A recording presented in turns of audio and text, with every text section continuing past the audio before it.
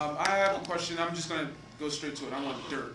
I know there's an internet rumor that Leonard Nimoy actually filled in a lot of the Unicron. No? No, not in my awareness.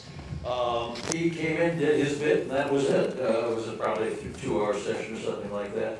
I don't know where that got started. I've seen it on the internet, and I have no idea. But to my knowledge, I was involved in it. I even went overnight to record those 6 stupid lines from. He had come from England.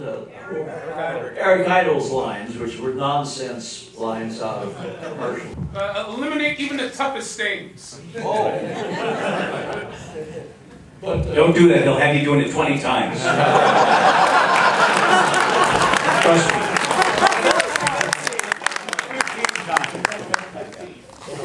In that case, never mind. Ignore the internet. You guys are great. Amen.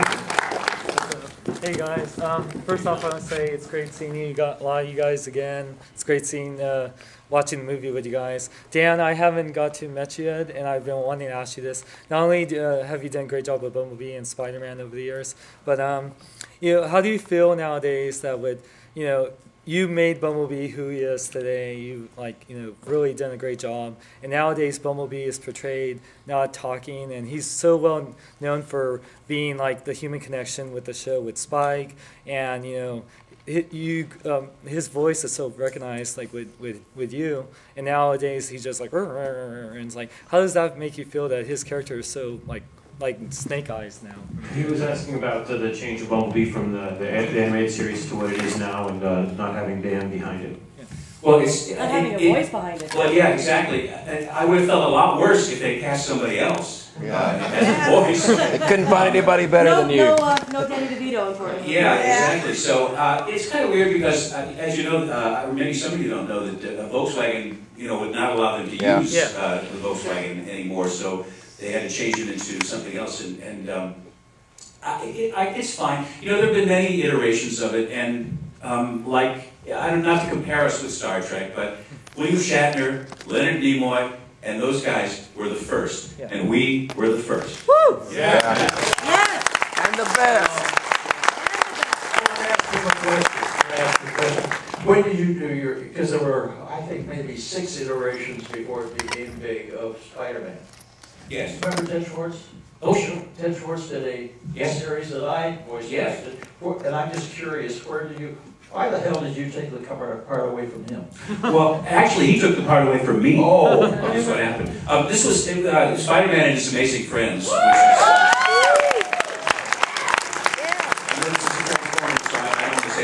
But it was Marvel's first production, first in-house production, and it was a real honor to be cast in that role.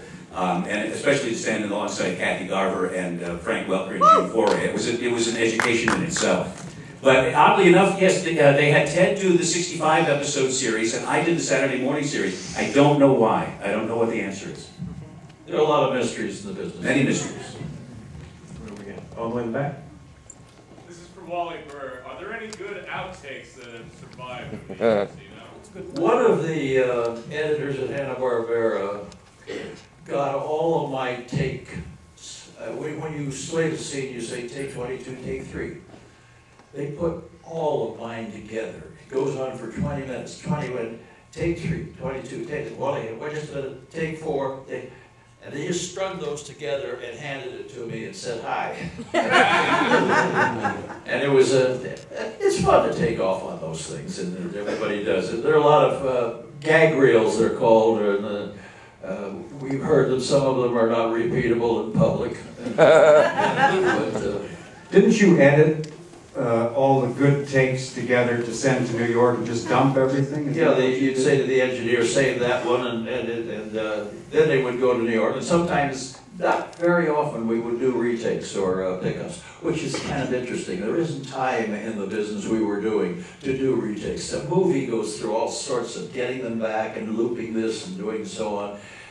This stuff is one take, maybe 6 or 7 at the most. You guys exaggerate a little bit about the number of takes. But you know, we had a. Here's another one you never knew. I can't remember if it was G.I. Joe or Transformers, but the line is on the page, and then way over on the right there was a number, and it was 5. It was obviously a typo. It's just this 5 sitting in space somewhere. So I nudged, I think, Michael Bell, and I said, you know what this is? He said, what? I said, it's par. and we started, it became a bit. We would go, you know, Gregg would have a line coming up, and I go, Gregg, this is a 3-par. And I know you can bogey me. I never heard any of this, did you? They're screwing around like that in the studio, and I am sitting here with my finger on the button, which mutes everything that they're going in there. And if they're saying, Wally, Wally! I can't hear them because I have my finger on this button, which allows me to talk to them, but shuts them all off. And that gets a little bit aggravating when you can't get to the director to ask a question. So that happened a lot. You also have to remember, on our side of the glass, there's a lot of class clowns and just relieving stress. When Wally did take his hand off the button, Frank Welker could do a perfect arcing of all of the equipment in the studio. Everybody would dive for the board, whatever, or he'd make a sound of air escaping in the room, and everybody like locked down. I actually still have a callus that I thought would go away. There's a kind of sharpness to the edge of the little button that allows you to talk to the actors. And I still have a tough spot in this thumb that won't go away. And that's not a joke, it's quite serious. It kind of annoys me. I begin to wonder, is it cancer? No. Oh, God. We have some more questions right there. I want to ask Wally if you were a part of the phenomenal soundtrack at all. If it was phenomenal, I was. I assumed. And how did the song "You Got the Touch" become part of Boogie Nights? All the shows, mostly for Sungo, where the music was done, the singing was done in New York, with people they were familiar with using in commercials, probably. I never met Vince DiCola. I never met how many of you remember Gem and the Holograms? Oh, yeah. A little bit, yeah. None of those actresses whom I loved, there were 12 of them who we had in the studio doing the voices, but they appeared to be singing. The singing was owned by other performers in New York City. Could we talk a little, you just mentioned Frank Welker, working with Frank. He basically voiced everything. I wouldn't be surprised if Godfather. he was the voice of my mother growing up. Can you talk a little about him and how he's managed to, like even in Inspector Gadget, do such low voices? And can't he bounce back and do anything for the rest of it? Everybody wonders that. Do you remember Inspector Gadget? I didn't do that. No, there's a character named Claw. Yeah. Next time. I have a question for Neil to do with Shipwreck. From Yes! Whose brilliant idea was it was it yours that made him Jack Nicholson from the last It was. There was a suggestion of that, but he's the guy who could do it. It's amazing, the Shipwreck character. Maybe you remember, it was at your old studio on Ventura Boulevard, was where the audition was, and there was a chap present who I assume was a producer or writer. I never saw him again that I recall. For what show? For G.I. Joe. Oh, yeah. When I was auditioning for Shipwreck. And I was floundering around trying things, and finally this guy, whoever he is, God bless him, said, "Did you ever see Jack Nicholson in The Last Detail?" And I went, "Oh, all right, yeah, I think I'm beginning to see what you want here." And so the rest is history. I have no idea who he was. You were there. Do you have any idea? No. I had. A lot of that is a blur. And, A Wally Burr. A Wally Burr. I always wondered whether that was a little poke at me, but I don't think so. No, Was that John Rashida? Yeah. Did Blur? Yeah. Mm-hmm. I did do him once. He couldn't come. He was doing something in New York, but the only way I could do it was to do a lot of little quick words and then with a knife put it all together. And it did make the deal. He could do it live. Yeah. And I did it in my editing stuff together. And I want to talk about one other thing. When Scatman Crothers passed away, there were three roles for him in upcoming shows. And I had worked for him, worked with him at Hanna-Barbera and Hong Kong Phooey. And sweet, gentle, willing, hardworking guy. And anyhow, I knew him so well, I thought, I'm not going to try to find somebody else. I'm going to do his characters. For 3 shows, I did Scatman like that. And nobody ever came up to me and said, that was you, wasn't it? Dan, is today the day you're an author of a book? Is today the day that comes out? Yeah, just today. Oh, wow. How convenient. Yeah, thank you. It's called Drown in the Grenadine, and it's a book I'm very proud of. It takes place in Hollywood. There's a lot of stories in there that has to do with some of the stuff that happened to me. No Transformer or G.I. Joe stuff in it. But it is available on Amazon.com. So for your Kindle or hard copy, it has a lovely cover, it has a back, and there's pages.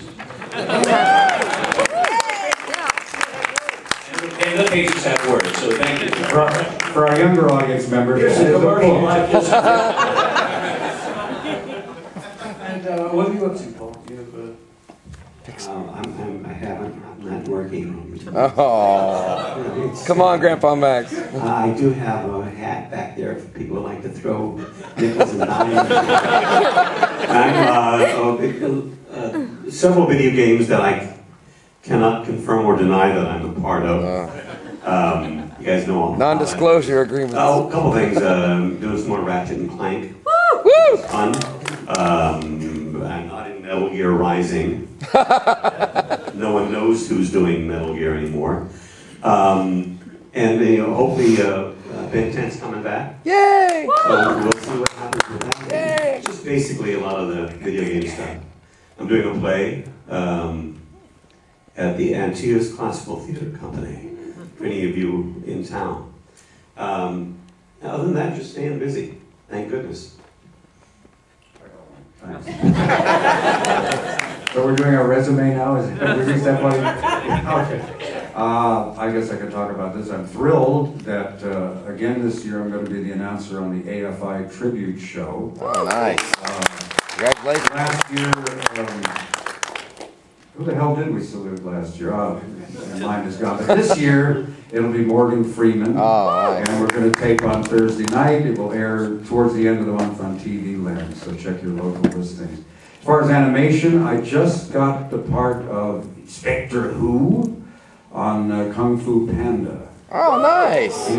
Now, they say that he's going to be in more shows. I've done 5 or 6, and we'll see how it goes. But anyway, he's an elephant, and he's British, and very pompous, and that sort of thing. So having fun with that. And there are some games in the works that I can't talk about, the ones that have been released recently, Mass Effect 2, Rage 2, that sort of thing. So if you know of anybody who needs a voice director.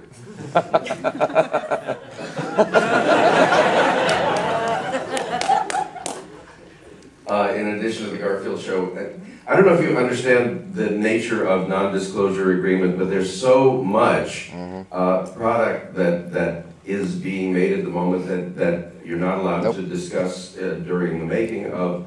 But when something, there's a website, if you don't know, called imdb.com. As soon as it's on the shelf, it's on there. So the same things that we are not allowed to disclose, once they hit the shelf, everyone says, why aren't you talking about them? And it's because you just finished saying you wouldn't talk about them.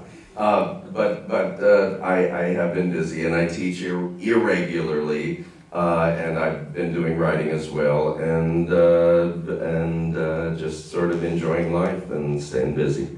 Interesting anomaly. I heard that Mike Bell was going to be in the current Transformers on the Hub. Oh, so wow. I emailed him and I congratulated him and I said, hey, you grabbed that role on the Transformers of the Hub. And he emailed back and he said, what the hell are you talking about? My agent doesn't even know about it. So those are kind of screwy things happen, and he's not in it. I don't know why. And he says hello, by the way. I contacted him. He couldn't make it to this, but he says hello to him. Hello back. And you? I just I have a film, a part of a film coming out probably later this year called the movie's called God Bless America. It was written and directed by Bobcat Goldthwait. Oh wow, that should be interesting. Yeah, just still kicking around. Yeah. We'll get you back for that. Ladies and gentlemen, thank you guys so much for coming down.